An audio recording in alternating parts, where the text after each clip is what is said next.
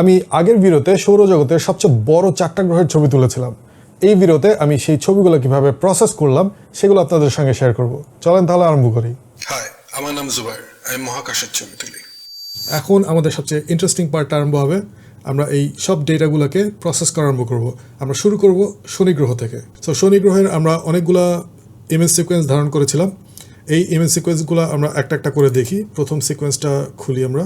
So এখানে আমরা দেখতে পাচ্ছি যে শনি গ্রহকে খুবই সুন্দর করে দেখা যাচ্ছে, আর এটার বলয়টাকে প্রায় দেখা যাচ্ছে না বললেই চলে, কারণ আমরা পৃথিবীর যে পয়েন্ট অফ ভিউ থেকে শনি গ্রহকে দেখছিলাম ওই সময়, তখন শনি গ্রহের বলয়টা একদম ফ্ল্যাট ছিল, যেটা আমরা এখানে দেখতে পাচ্ছি। এটার কারণে শনি গ্রহের সচরাচর আমরা বলয়কে যেভাবে দেখি সেভাবে এখানে দেখা যাচ্ছে না।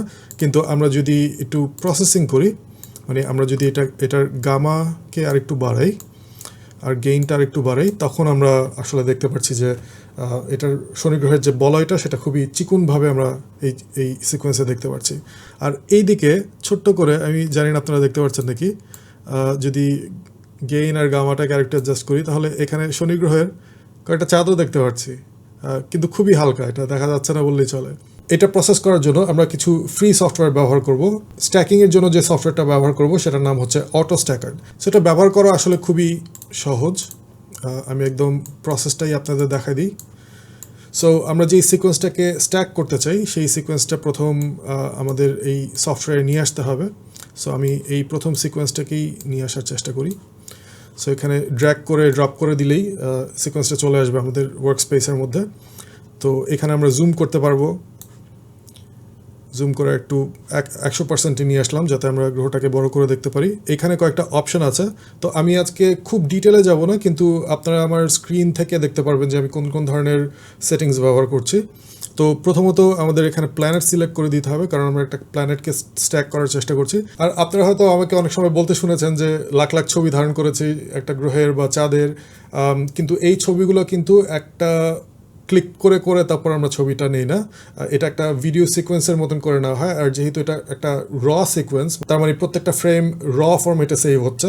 তো আসলে আমরা ফ্রেমগুলোকেই কাউন্ট করি, আর এই ফ্রেমগুলোর কোয়ালিটিটাকে জাজ করা হবে এই সফটওয়্যার দিয়ে। এই সফটওয়্যারটা বেসিক্যালি ফিগার আউট করবে যে কোন কোন ফ্রেমের কোয়ালিটি কতটুকু ভালো, আর সেটা আমাকে রিপোর্ট করবে। আর তখন আমি চুজ করতে পারবো যে এতগুলো ফ্রেমের মধ্যে কোন ফ্রেমগুলো আসলে আমি স্ট্যাক করতে চাই। তো প্রথমত আমি এখানে অ্যানালাইজ দিব। অ্যানালাইজ দেওয়ার পর এই পুরো সিকোয়েন্সটা অটো স্ট্যাকার্ড অ্যানালাইজ করবে। অ্যানালাইজ করে এখান থেকে একটা কোয়ালিটি গ্রাফ আমাকে দিবে। সো এখানে একটা কোয়ালিটি গ্রাফ পেয়ে গেছি। এখানে দেখা যাচ্ছে যে এখানে ভালো ফ্রেমগুলো হচ্ছে হাতের বাম পাশে দেখা যাচ্ছে, আর তারপর আস্তে আস্তে ডিগ্রেড করতে করতে একদম সবচেয়ে খারাপ ফ্রেমগুলো হলো আমাদের ডান পাশে। তো আমি ভালো ফ্রেমগুলোকেই স্ট্যাক করতে চাই। তো আমার রুলটা হচ্ছে যে যেখানে 50% টাচ করে, মানে এটা হচ্ছে আমাদের 50% মার্ক, আর এই 50% যেখানে ইন্টারসেক্ট করলো সেখান থেকে একদম ভালো ফ্রেমে ঠিক মাঝখান বরাবর মোটামুটি 25% থেকে 30% আমরা স্ট্যাক করব। তো এখানে আমি বলে দিতে পারি যে আমি 30% ফ্রেম এখান থেকে স্ট্যাক করতে চাই। আর এখানে আরেকটা অপশন আছে ড্রিজল, এটা দিয়ে ছবিটাকে আরেকটু বড় করে স্ট্যাক করবে, কিন্তু এটা আসলে আমি এই মুহূর্তে করতে যাচ্ছি না, যেহেতু এই সিকোয়েন্সটাকে আমরা অনেক হাই ফোকাল লেন্থ এবং হাই এফ স্টপে ধারণ করেছিলাম। তো আমার মনে হয় যে ড্রিজল করাটা আসলে দরকার নেই। তো আমি 30%ই এখানে স্ট্যাক করব, কিন্তু স্ট্যাক করার আগে এটাকে বলে দিতে হবে যে কোন রিজনটা আসলে স্ট্যাক করা হবে। তো এটার জন্য আমরা কিছু অ্যাঙ্কার পয়েন্ট বা অ্যালাইনমেন্ট পয়েন্ট এখানে সেট করব। তো এটা করাও খুবই ইজি। এখানে একটা প্যানেল আছে, এখান থেকে আমি যদি 48 সিলেক্ট করি, তারপর প্লেস এপি গ্রিড দিই, তাহলে ও এখানে গ্রহটার চারপাশে বিভিন্ন ধরনের অ্যালাইনমেন্ট পয়েন্ট সেট করবে। তো এই অ্যালাইনমেন্ট পয়েন্ট দিয়ে ও ট্র্যাক করবে এবং প্রত্যেকটা ফ্রেমকে অ্যালাইন করে ও স্ট্যাক করবে। এরপর আমরা জাস্ট স্ট্যাকে ক্লিক করব, আর তারপর প্রত্যেকটা ফ্রেম যেগুলো আমরা সিলেক্ট করে দিয়েছি যে ভালো ফ্রেমগুলো, সেগুলো সব স্ট্যাক করে ফেলবে। কিছুক্ষণ অপেক্ষা করার পর আমরা স্ট্যাকটা পেয়ে গেছি। এখানে একটা নতুন ফোল্ডার ক্রিয়েট করেছে। এখানে যদি আমরা ঢুকি তাহলে আমরা দেখতে পারবো যে এখানে একটা ইমেজ ফাইল আছে। এই ইমেজ ফাইলটা আসলে আমাদের সবগুলো ভালো ফ্রেমের একটা সমন্বয়। কিন্তু এখনও আপনারা দেখতে পাচ্ছেন যে এই ছবিটা কিন্তু এখনও বেশ ঘোলা। তো আমাদের এটাকে শার্পেন করতে হবে, আর এটাকে নর্মালি ফটোশপের মতন করে শার্প করলে আসলে হবে না। এটাকে শার্প করার জন্য আমরা একটা স্পেশাল ধরনের টেকনিক ব্যবহার করব, যেটাকে বলে ওয়েভলেট শার্পনিং। আর এই শার্পেনিংটা করার জন্য আমরা অ্যাস্ট্রো সারফেস নামের আরেকটা ফ্রি সফটওয়্যার ব্যবহার করব। তো এখানে আমরা অনেক ধরনের বাটনস দেখতে পাচ্ছি। আসলে এটাও বেশ কমপ্লেক্স একটা সফটওয়্যার, কিন্তু আমি খুব একটা ডিটেলে যাব না। কিন্তু আমরা এই ছবিটাকে শার্পেন করার জন্য যে ফিচারগুলো লাগবে সেগুলো আপনাদের একটু দেখাবো। সো এখানে আমরা দেখতে পাচ্ছি ওয়েভলেট নামের একটা বাটন আছে। এখানে যদি আমরা ক্লিক করি তাহলে এরকম একটা উইন্ডো খুলবে। এখান থেকে আমরা ফাইলটাকে সিলেক্ট করে নেব। সো এখানে আমি ফাইলটাকে ওপেন করেছি। এখন আমরা এটাতে কিছু এডিটিং করব। আমরা সব কিছু রিসেট করে নিই যাতে একদম গোড়া থেকে শুরু করতে পারি। প্রথম আমরা এটার গেইন আর গামাটাকে একটু অ্যাডজাস্ট করব, যাতে আমাদের গ্রহটাকে আর একটু ব্রাইটলি আমরা দেখতে পারি। সো গেইন যদি বেশি বাড়িয়ে ফেলি তাহলে গ্রহটা জ্বলে যাচ্ছে, তো গেইন বেশি বাড়াবো না, আমরা গামাটাকে আর একটু বাড়াই। তো গামা বাড়ালে দেখা যাচ্ছে যে আমরা এই শনির বলয়টাকেও হালকা করে দেখতে পাচ্ছি। গেইনটা একটু বেশি হয়ে গেছে, গেইনটা একটু কমাই নিই। তারপর আমরা এই ওয়েভলেট, বিভিন্ন ধরনের ওয়েভলেটের স্লাইডার আছে এখানে, আমরা এগুলো নিয়ে একটু এক্সপেরিমেন্ট করব, দেখবো যে কোনটাতে কী করে। সো আমরা যদি এই স্লাইডারটাকে বাড়াই তাহলে দেখতে পাচ্ছি যে শনি গ্রহটাকে অনেক শার্প লাগছে দেখতে। তো আমরা মোটামুটি বেশ অনেক দূরই এগিয়ে গিয়েছি এই জিনিসটা করে। আমরা যদি একটু জুম করি তাহলে খেয়াল করতে পারবো যে এখানে একটু নয়েজ আছে।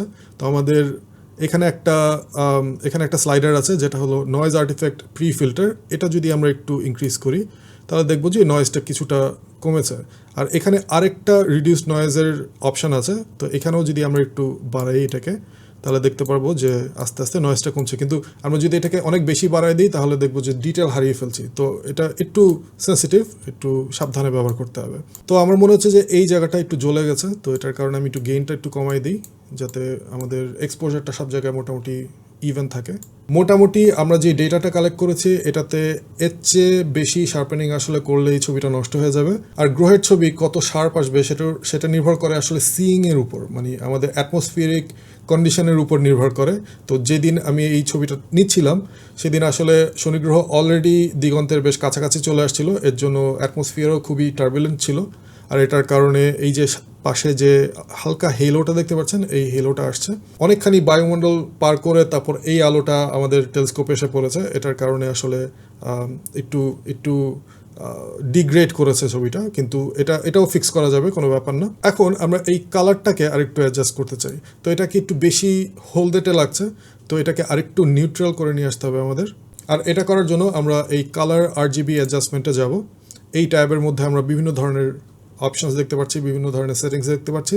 তো এটা আসলে খুব একটা কমপ্লিকেটেড কিছু না। এখানে RGB এই 3টা চ্যানেল আমরা আলাদাভাবে এডিট করতে পারবো। তো এখানে যেহেতু হলুদটা একটু বেশি, তার মানে রেড আর গ্রিনটা একটু বেশি, তো আমরা রেড আর গ্রিন একটু কমায় দেখি। সো বেশি পুশ করতে চাচ্ছি না, মোটামুটি নিউট্রাল একটা জায়গায় নিয়ে আসলেই আমাদের কাজ মোটামুটি শেষ। আমাদের ছবির মূল প্রসেসিংটা এই মুহূর্তে শেষ। আমরা এটাকে পরে ফটোশপে নিয়ে হালকা কিছু অ্যাডজাস্টমেন্ট করে এটাকে আমরা ফাইনালি রিভিল করতে পারবো।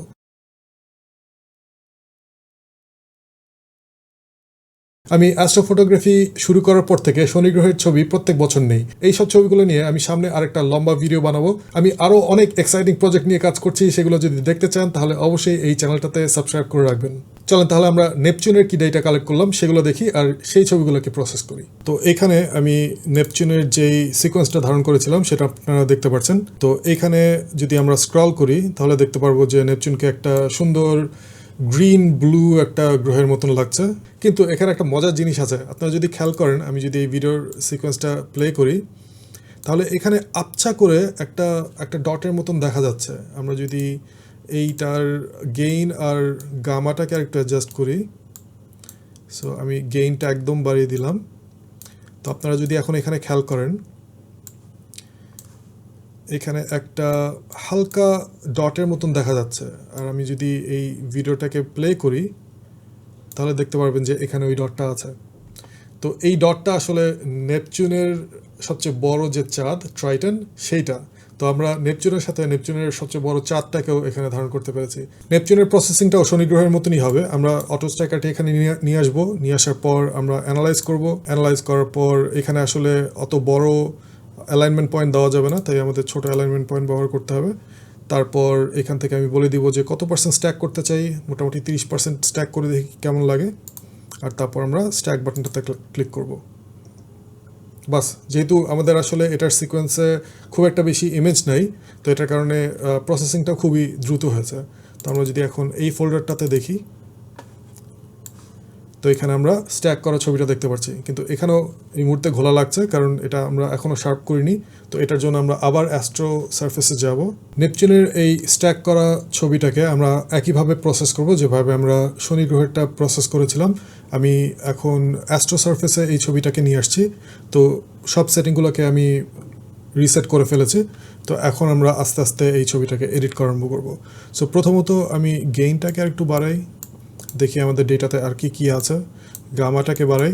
এখানে আমরা দেখতে পাচ্ছি যে এখানে আবছা একটা ডট দেখা যাচ্ছে, এটা হলো ট্রাইটন, নেপচুনের সবচেয়ে বড় চাঁদ। যেহেতু নেপচুন অনেক ছোট আমাদের ফ্রেমে, তাই এটার থেকে ডিটেল এক্সট্রাক্ট করা একটু ডিফিকাল্ট, কিন্তু আমরা মোটামুটি নেপচুনের যে প্ল্যানেটারি ডিস্ক সেটা আমরা দেখতে পাচ্ছি। প্লাস আমরা যদি এই ছবিটাতে একটু ব্রাইটনেস কন্ট্রাস্ট অ্যাডজাস্ট করি, তাহলে আমার মনে হয় যে চাঁদ এবং নেপচুন দুটাকেই খুব সুন্দর করে দেখা যাবে।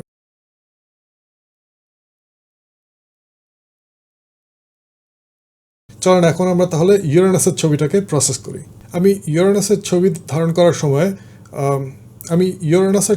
করার সময় এটাকে একদম আমার সেন্সরের যে ম্যাক্সিমাম রেজলিউশন সেটাতে আমি ধারণ করেছিলাম, আর আমি খুবই হাই এক্সপোজার ব্যবহার করেছিলাম, যেটার কারণে ইউরেনাসের ছোট ছোট অনেকগুলো চাঁদ ধরা পড়েছে এখানে। আমরা ইউরেনাসের এই ফুটেজে দেখতে পাচ্ছি যে মাঝখানে ইউরেনাসকে অনেক উজ্জ্বল লাগছে দেখতে, আর তার চারপাশে ছোট ছোট করে কিছু ডট দেখা যাচ্ছে তারার মতন। এগুলো আসলে তারা না, এগুলা ইউরেনাসের চাঁদ। এখানে এই যে 4টা ডট দেখা যাচ্ছে, এই 4টা হলো ইউরেনাসের চাঁদ, কিন্তু এগুলো কিন্তু আবার তারা। ওকে, সো তারার সঙ্গে মিলায় ফেললে চলবে না। আমরা এই ফুটেজটাকেও ওই একইভাবেই স্ট্যাক করব। স্ট্যাক করার পর একটা পরিষ্কার ছবি আমরা দেখতে পারবো।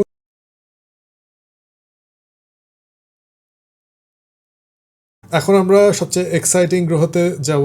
চলেন তাহলে এখন আমরা জুপিটারের ডেটাগুলো প্রসেস করি। আপনি দেখতে পাচ্ছেন যে এখানে আমি জুপিটারের অনেকগুলো সিকোয়েন্স ধারণ করেছিলাম। এখন আমাদের এই সবগুলো সিকোয়েন্স স্ট্যাক করতে হবে, এবং স্ট্যাক করার পর তারপর আমরা ইমেজ প্রসেসিংয়ে যাব। এটার স্ট্যাকিং করার পদ্ধতিও একদম সিমিলার, কিন্তু এখানে যেহেতু অনেকগুলো ফাইল আছে, তো আমরা যেটা করতে পারি সেটা হচ্ছে সবগুলো ফাইল সিলেক্ট করে, আমি টাইপ সিলেক্ট করে যে কয়টা ফাইল আমি প্রসেস করতে চাই সবগুলো আমি সিলেক্ট করলাম। করার পর তারপর আমি ড্র্যাগ করে যদি অটো স্ট্যাকারে দিয়ে দিই, এরপর আমরা নর্মালভাবেই এইটাকে অ্যানালাইজ করে এটাকে স্ট্যাক করব। আর যখন আমরা স্ট্যাক হিট করব, তখন প্রত্যেকটা সিকোয়েন্স আলাদা আলাদা করে স্ট্যাক হয়ে তাদের নিজস্ব ফাইলে সেভ হয়ে যাবে।